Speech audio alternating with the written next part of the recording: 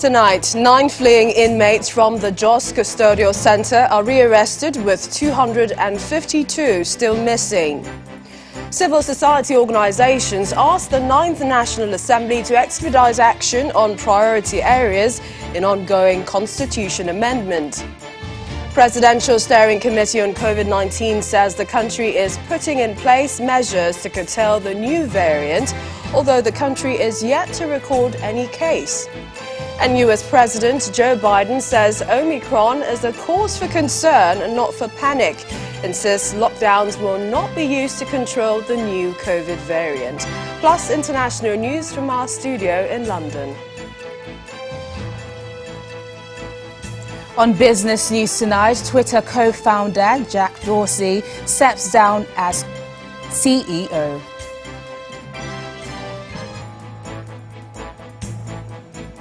On sports news tonight, PSG and Argentina forward Lionel Messi wins prestigious Ballon d'Or award for 7th time.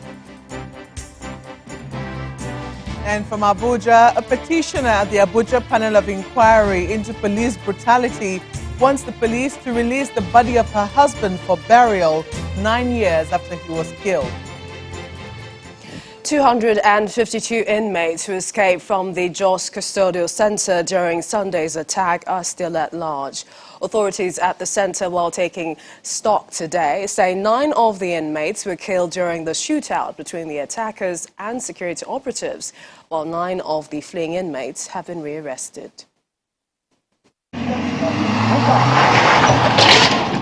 Be careful. On the evening of November 28th, gunmen stormed the custodial center in Jos Plateau State in an attempt to free inmates.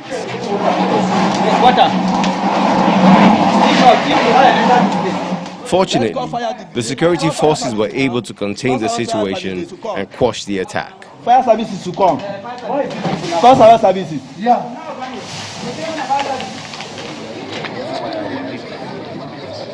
Today, all is calm, but the facility is still reeling from the excitement of the previous day. Bullet-ridden walls and heavy security presence are evidence. The State Commissioner of Police leads other security chiefs from Operation Safe Haven, Department of State Security Services, as well as the Commandant of the Nigerian Security and Civil Defense Corps on an on-the-spot assessment of the facility.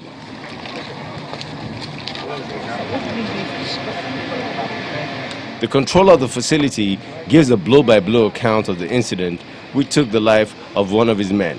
When our men, with the assistance of security, other sister security agency, entered, they climbed the scale defense, and in the process, one of them was gunned down. The record office, where the inmate records are kept, were burned down. The Plateau State Deputy Governor is also here with members of the State Executive Council to see the level of damage caused by the attackers. 262 inmates are said to have escaped during the invasion, but the police say manhunt is on and has started yielding results. 9 escapees have been rearrested by the police and are in our custody, while 1 escapee voluntarily surrendered himself to the police. The police and other security agencies are currently on the ground to effectively deprive the hoodlums of the space they desire to perpetrate their ill. 2021 has recorded several attacks on custodial centers across the country, and this latest assault hopefully serves as a wake-up call on the urgent need to boost security strategies that will neutralize the confidence of criminals intending to copy the act.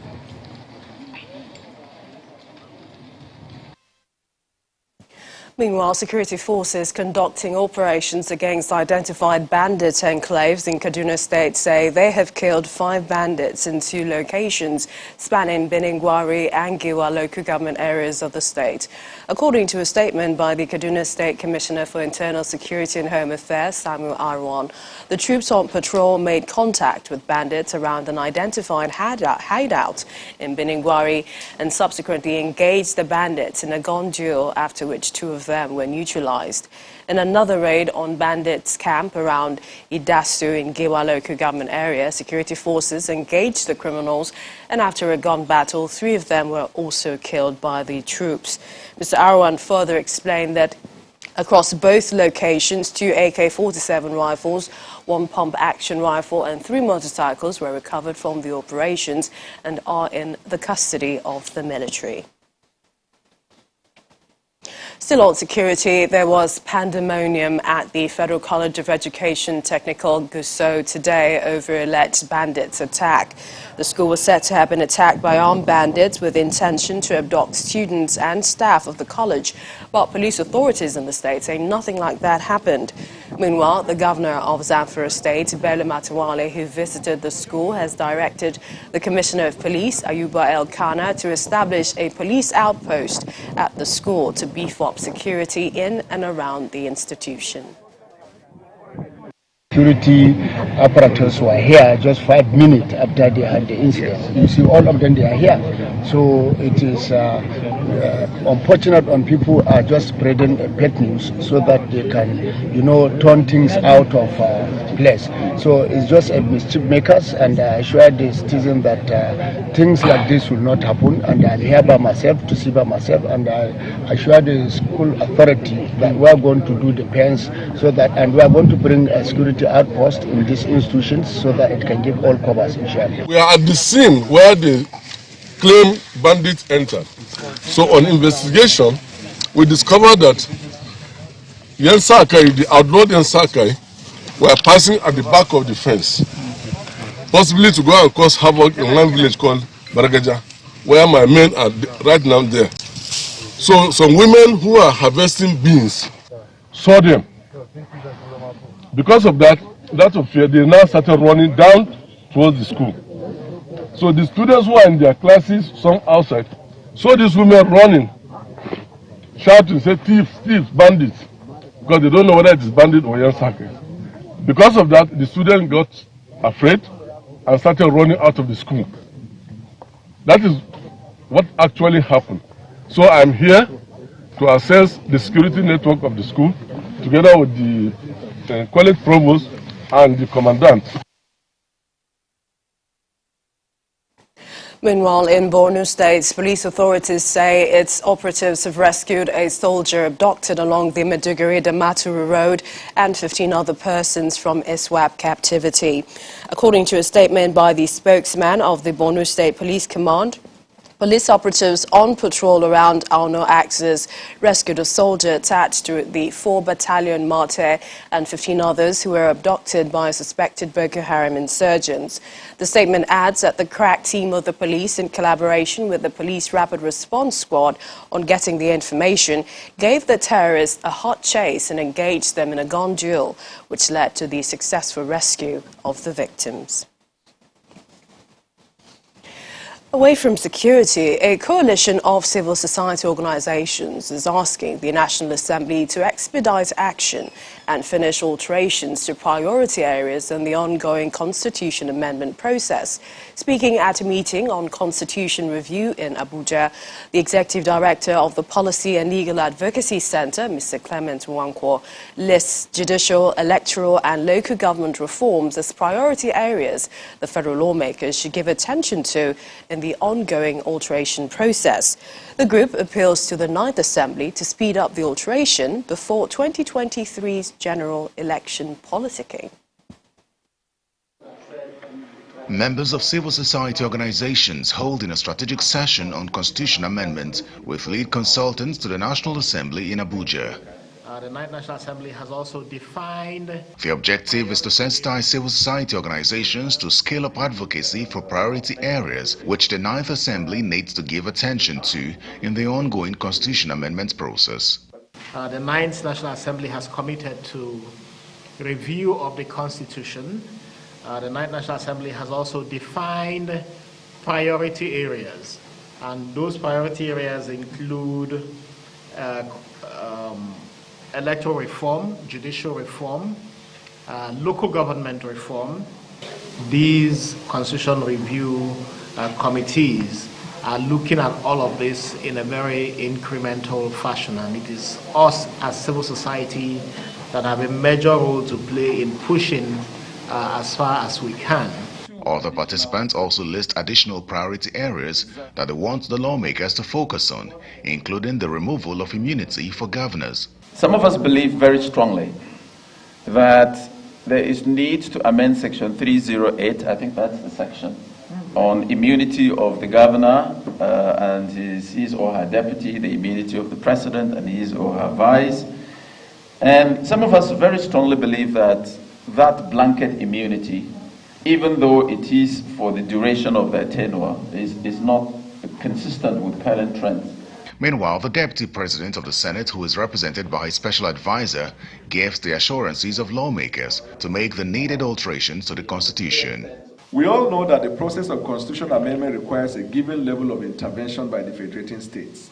As such, we will not want the types of experience we have had recently with the Electoral Act amendment event.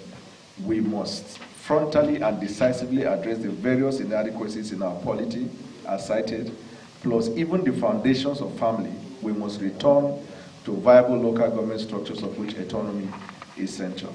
The 2018 Not Too Young to Run Act was a major constitutional amendment achieved by the 8th Assembly. And for majority of these civil society organizations, they are hoping to achieve a similar feat with the 9th Assembly.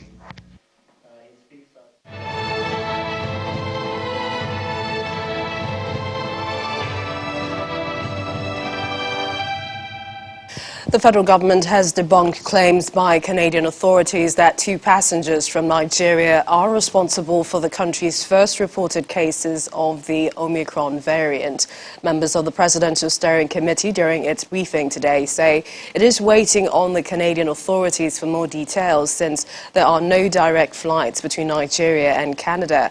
Chairman of the PSC, Mr. Boss Mustafa, however, says the steering committee is reviewing the situation around the world and putting in place measures to curtail the impact of the new variant on the country. Amidst mounting concerns of the newly detected Omicron variant of the COVID-19 virus, the Presidential Steering Committee on COVID-19 provides update on the situation in the country. The variant announced on November 25 from a laboratory in South Africa does not exist in the country, according to the Presidential Steering Committee. I do not encourage citizens to speculate, to waste energies on speculating. I think what we need to do is to focus on what we actually know. And what we know for now is given the genomic surveillance so far, is we do not have a case confirmed in Nigeria at the moment. Now, we have a pipeline of samples that are in process whose results will be ready tomorrow. So this situation, of course, can change. Preparation for the COVID-19 Omicron variant is concerned, we are adopting a watchful waiting posture. Watchful waiting posture in that we are looking very closely at all developments and watching the points of entry, particularly with a lot of alert. With less than 48 hours to the vaccine mandate deadline for all federal public servants, the PSC is not backing down on enforcement. With the developments around the world, people will not be able to travel without their verified vaccination cards. The vaccine mandate will come into effect fully on 1st of December 2021. And I encourage every federal government worker and in essence all Nigerians and residents to get vaccinated. By the same token, the PSC issues travel guidelines requiring passengers to once again self-isolate for 7 days upon arrival into the country, even for foreign diplomats. They will also do day 2 and a 7 PCR test on arrival, and they will be required to self-isolate for 7 days. Passengers that are outbound or going out of Nigeria will be required to either show proof of COVID-19 vaccination or provide a negative PCR test taken 48 hours before departure. As there is much about the Omicron still unknown, there are rapid questions as to its spread or potency of the vaccines, but the PSC is confident that the mass vaccination rollout across the country will effectively mitigate against the spread of the emergent virus. Gloria Umezuke, Channels Television News.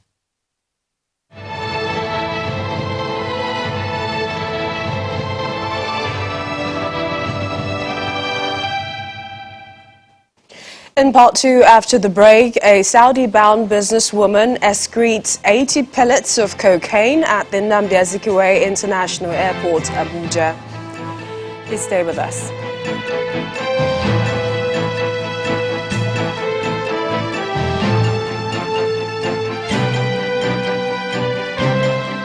Welcome back. If you just joined us, you're watching the news at 10 live on Channels Television Lagos. A reminder of our top stories.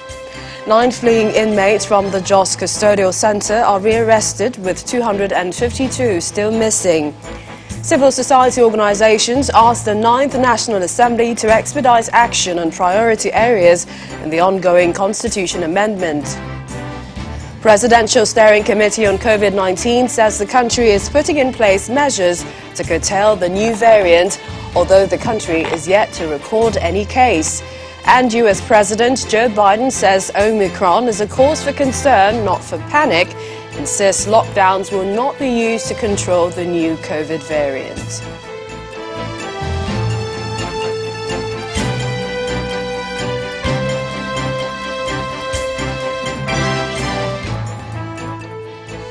And operatives of the National Drug Law Enforcement Agency, NDLEA, have arrested a businesswoman, Adisa Olayinka, at the Nnamdi Azikiwe International Airport, Abuja, for ingesting 80 pellets of cocaine. The 46-year-old, who resides in Ibafo, Ogun State, was heading to Jeddah, Saudi Arabia, for Umrah. She was arrested at the boarding screening area of the airport during an outward clearance of a flight. She was subsequently taken into custody, where she excreted 80 pellets of the illicit drug. During interrogation, she said she saved 2.5 million naira over a period of 1 year to buy the drugs in bits from 6 different people at Akala Mushin area of Lagos. Meanwhile, in Lagos State, another trafficker, Inusa Abdul Razaki, was arrested with 101 wraps of heroin weighing 1.3 kilograms at the Murtala Mohammed International Airport, Ikeja, on his way to Italy.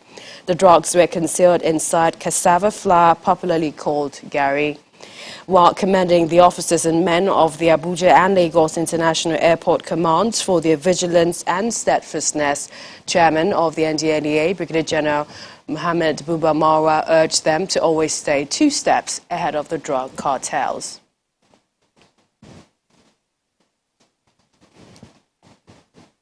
Let's go over to Abuja studios, where Mark Ogun Yusuf has the most stories. Hi, Mark. Hello, Millicent. It's good to see you. Likewise.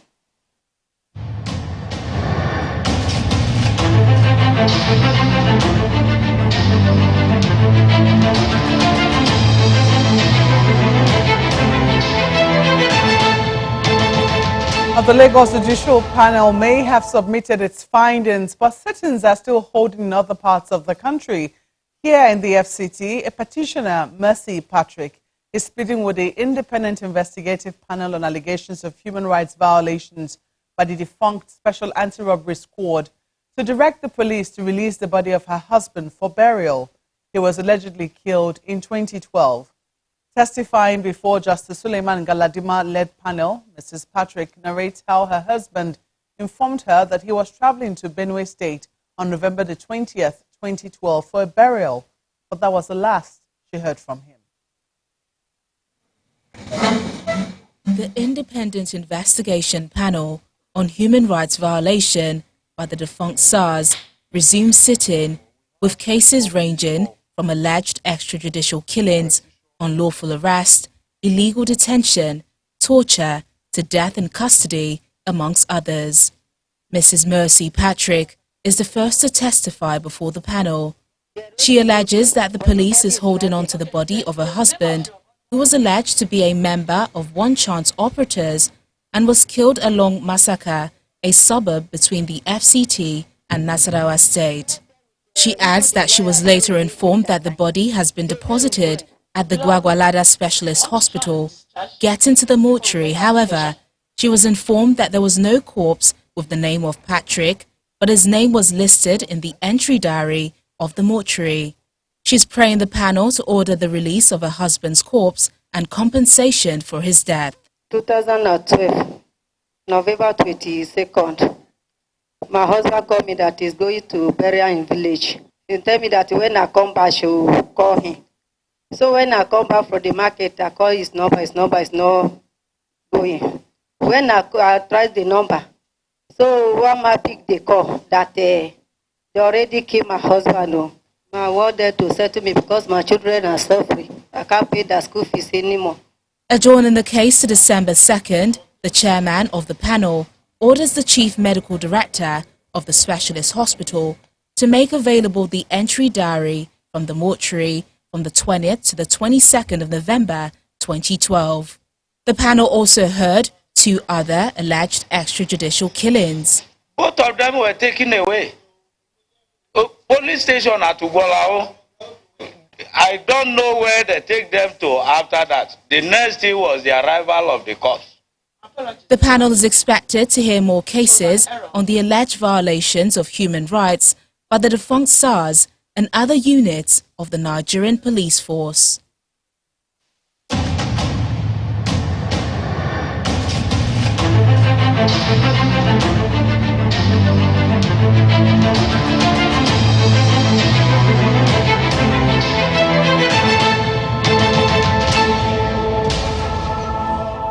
Staying in the FCT, the Federal High Court in the city has again fixed January the 17th this year, 2022, for arraignment of former Imo Governor Mr. Ikedio Hakim for allegedly threatening to release nude photos of one Mrs. Chinyere Amuchienwa. At the resumed hearing of the case, counsel to the second defendant, Emeka Etiaba SAN, informed the trial judge, Justice Taiwo, that his client was unable to come for the arraignment because he's isolating owing to COVID-19 infection. Counsel to Mr. Hakim also informed the court that the former governor did not make it to court owing to ill health. The absence of the defendants in court did not sit well with the prosecution counsel, Aminu Alilu, who told the judge that Mr. Hakim and his co-defendant are deliberately stalling the trial. The police had filed criminal charges against Mr. Hakim and Chinedu Oparike over alleged threats to life and threats to release nude pictures of Mrs. Amuchienwa. Well, we're still talking legal matters, but this time in Lagos, the trial of Chidinma Ojukwu, the alleged murder suspect of Super TV Chief Executive Officer Usifo Ataga, before a Lagos High Court sitting at Tafawa Balewa Square, was today stalled owing to the composure of the witness. At the resumed hearing of the matter, the prosecuting counsel, Yusuf Sule, asked the court to adjourn the trial to tomorrow, November the 30th. He told Justice Yetunde Adesanya that the witness they're calling just arrived the court from Asaba in the morning and was not really composed. The first defendant's counsel, Onwoka Egu, did not object to the application of the prosecution. However, the second defendant's counsel, Babatunde Busari, said although he's not opposing the application, the prosecution should have called other witnesses. Consequently, Justice Adesanya, at the instance of the prosecution, granted the oral application for adjournment and adjourned the case till November the 30th, that's tomorrow, for continuation. When the news at 10 returns, Twitter co-founder Jack Dorsey steps down as Chief Executive Officer. That's some business news. Do join us again.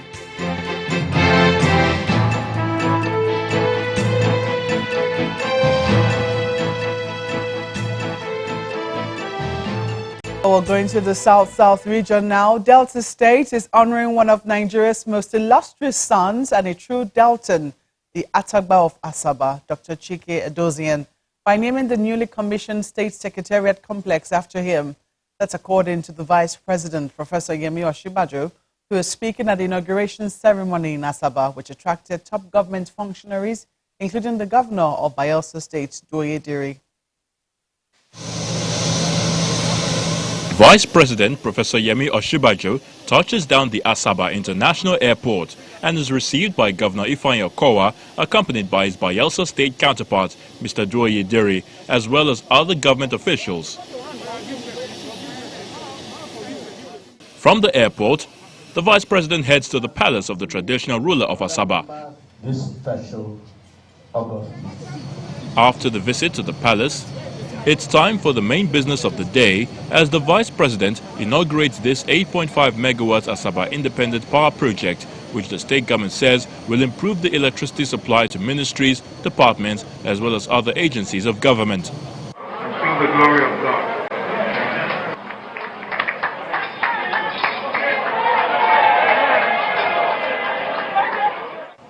Next, attention shifts to the newly built state-of-the-art Delta State Secretariat complex, where Governor Okowa explains the rationale behind the construction of the edifice. It is a new day for the entire public service in Delta State. It is my earnest expectation that ministry staff will be motivated to put in their best while striving to keep this facility in excellent condition always.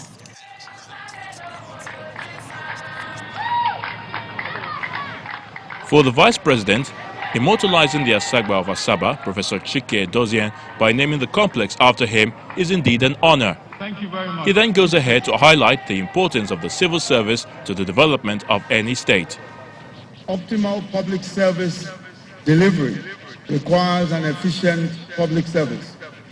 Such a public service requires training, capacity building, but also workspaces that are well equipped, conducive and inspirational. And we've heard already how inspired the public servants today are.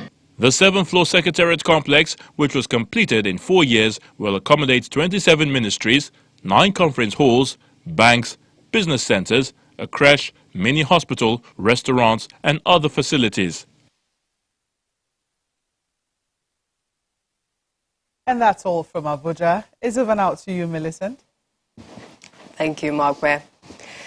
And barring any last-minute changes, President Muhammadu Buhari will host his South African counterpart, Cyril Ramaphosa, to a state visit tomorrow, November 30. The visit will be President Ramaphosa's first visit to Nigeria in his official capacity as the substantive president of the Republic of South Africa since he was elected into office. And this is coming 2 weeks after President Muhammadu Buhari was in South Africa for the Inter-Africa Trade Fair 2021. Ahead of this visit, our business correspondent, Chimeze Obiwagu, looks at the bilateral trade relations between both countries and expectations from the visit. President Ramaphosa's expected visit to Nigeria can be described as a reciprocal one after President Muhammadu Buhari visited him in 2019.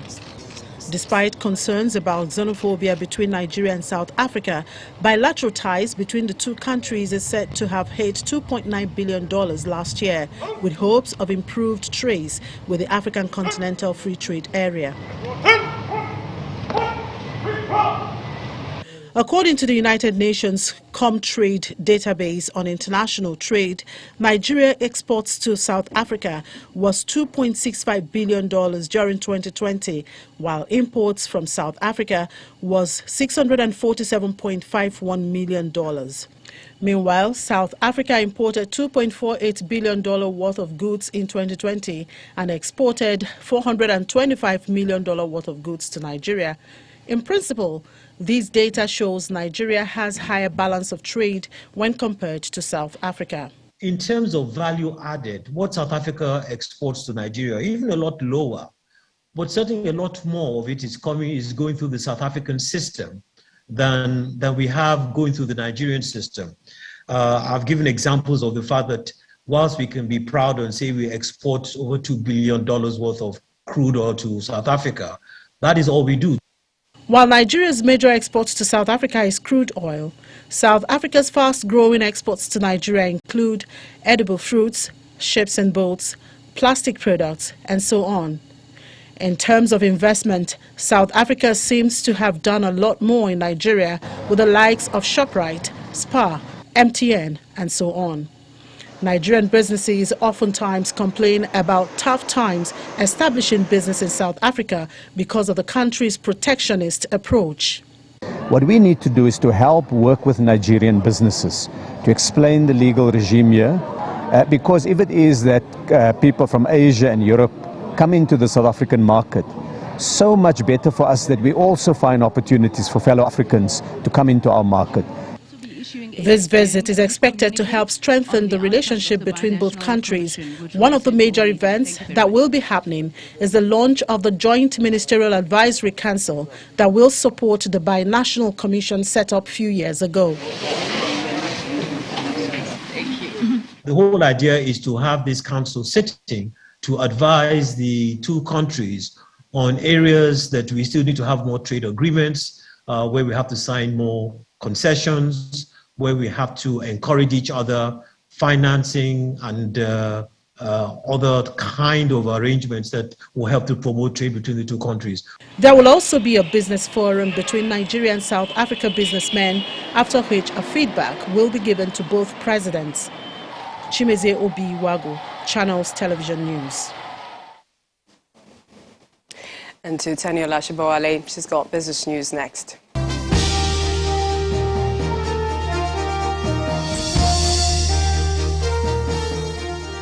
Thanks a lot, Millicent. Welcome to Business News. Twitter's Chief Executive Officer Jack Dorsey is stepping down from his role and handing over leadership of the social media company to Chief Technology Officer Parag Agrawal.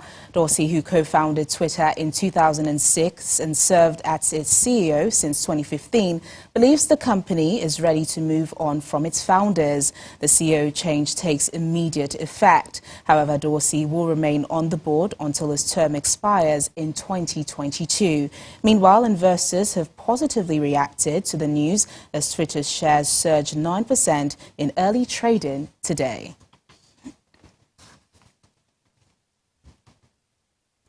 The Africa Development Bank has postponed the 2021 Africa Investment Forum due to the recent outbreak of the Omicron variant of the COVID-19 virus and new travel restrictions. According to the AFDB, the event, which was scheduled to hold from December the 1st to the 3rd in Abidjan, has now been postponed until further notice. In the statement, the AFDB president, Akinwumi Adesina, says that the forum had 118 deals in its pipeline from all 8 founding members, with an investment value worth over $110 billion.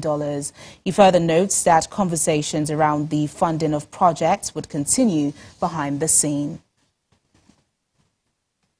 Let's check in on the stock market now. The local equities market kicks off the new week with negative sentiments as the all-share index fell 0.09% today. Laddie Williams tells us more.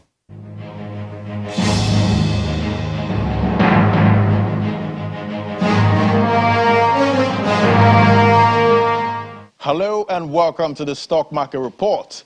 Well, it's a new week and the local bourse has started in negative territory, down 0.09%. Looking at the activity chart, it's mostly red with value down over 30%. We also see deals and volume in the red. Well, most major global markets experienced massive sell-offs on Friday due to the Omicron COVID variant scare, but the NGX closed in the green. Maybe the market decided to actually react today. Over to the sectoral performance now. We see sectors we track way in the red.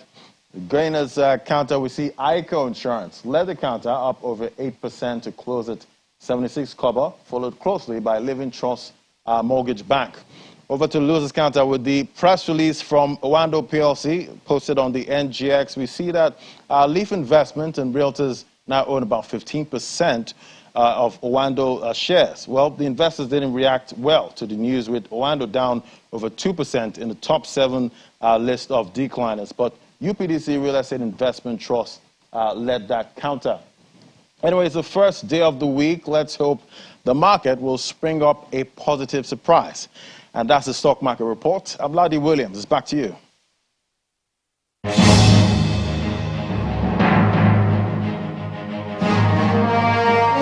And that's business news tonight. I'm Teniola Shobowale. It's back to Millicent for the rest of the news at 10. Thank you, Teniola. Still ahead on the news at 10, U.S. President Joe Biden says Omicron is a cause for concern, not for panic, and says lockdowns will not be used to control the new COVID variant. And more international news from our studio in London. U.S. President Joe Biden has called the Omicron COVID variant a cause for concern, but not a cause for panic. His speech from the White House comes as U.S. travel bans on 8 African countries takes effect. Mr. Biden says he does not anticipate any further travel restrictions or lockdowns at this time, but urges people to get a vaccine booster shot and to wear masks. For more international news, here's Simon Pusey from our London studios with Around the World in 5.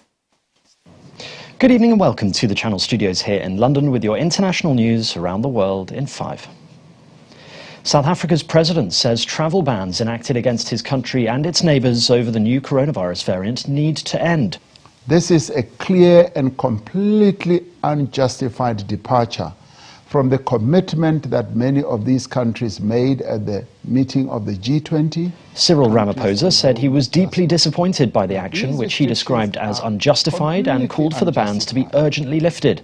The UK, EU and US are among those who have imposed travel bans. Omicron has been classed as a variant of concern.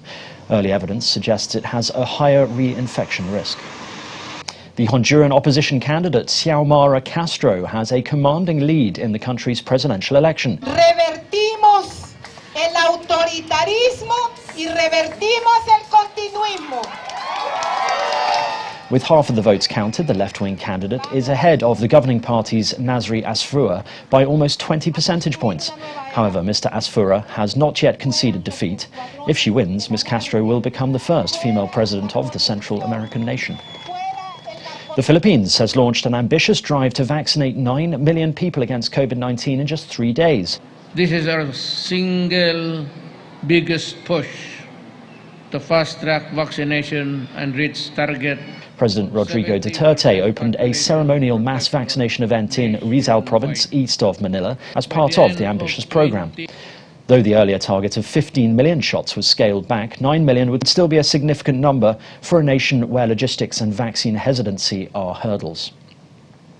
India's lower house of parliament has passed a bill in New Delhi to repeal 3 controversial farming laws. It is seen as a step to victory for farmers who have been protesting against the legislation for more than a year. Lawmakers in the Indian capital thumped tables with their hands as the Speaker of the lower house of parliament, which was tabled by India's agricultural minister. Prime Minister Narendra Modi bowed to protesters' demands on November the 19th to repeal the controversial laws which were introduced in September of last year. Car maker Nissan has announced it will spend $17.5 billion over 5 years to accelerate its production of electric cars. It says it wants to catch up with the competitors in one of the fastest growing areas for car makers. Nissan will be spending twice as much as it did in the previous decade for a share of the EV market as rivals, including Toyota and newer entrants such as Tesla, move ahead with their electric car plans. Nissan said it will launch 23 electrified vehicles by 2030. Several new vents have formed in the base of the volcano in La Palma Island. It means new lava fountains and flows are now threatening more homes in the northeastern part of the island as the eruption enters its 10th week. Huge clouds of smoke continue to billow into the sky. The lava stream has so far engulfed 1,151 hectares of land, and the eruption has damaged or destroyed nearly 2,700 buildings. Heavy rains have flooded streets in the Basque city of Bilbao in northern Spain. The Nervion and Cadagao rivers in northern Spain have burst their banks, flooding streets in towns alongside the bank. Dozens of cars were stranded in floodwaters. Bilbao's mayor says firefighters have been called out dozens of times overnight as the storm knocked down trees, flooded streets and produced mudslides. Authorities have asked residents to stay away from the area. Britain's Prince Charles has arrived in Barbados as the Caribbean nation prepares for a celebration marking the founding of a republic. It will mean the removal of the Queen as sovereign, cutting imperial ties some 400 years after English ships first arrived. Barbados won independence from Britain in 1966, but has retained Queen Elizabeth as its official sovereign. She will be replaced with a Barbadian president in an inauguration ceremony to be held when the country celebrates independence on Tuesday. And finally, thousands of monkeys in central Thailand have feasted on 2 tons of fruits and vegetables after the town's monkey festival resumed following a 2-year hiatus. Hundreds of the animals, also known as long-tailed monkeys, were seen climbing on people and stacks of fruit while munching away on bananas and pineapples. The feast, which costs over $3,000, is an annual tradition for locals to thank the monkeys for doing their part in drawing in tourists to the area.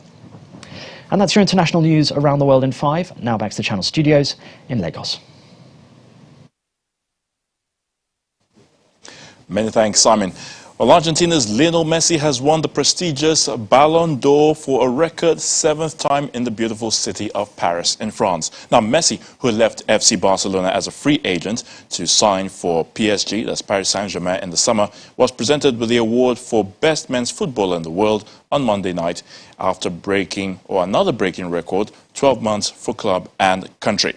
In July, the 34-year-old ended his long wait for a major international trophy by winning the Copa America with Argentina as they beat Brazil in the final. German tactician Ralf Rangnick has been appointed Manchester United FC interim manager until the end of the season. Now, the 63-year-old's contract will see him take charge of the first team until June and then remain at the club for at least a further 2 years in a consultancy role. A PSG forward Neymar faces 6 to 8 weeks on the sidelines with an ankle sprain sustained in Sunday's 3-1 Ligue 1 comeback victory over Saint-Etienne.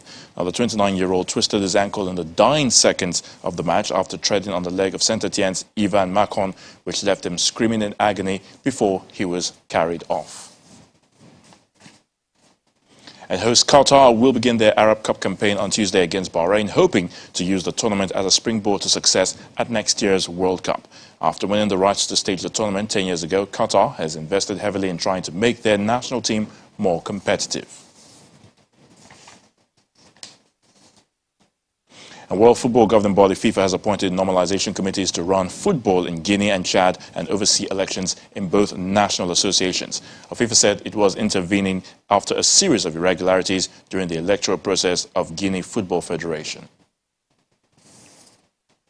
And that's a wrap on sports news.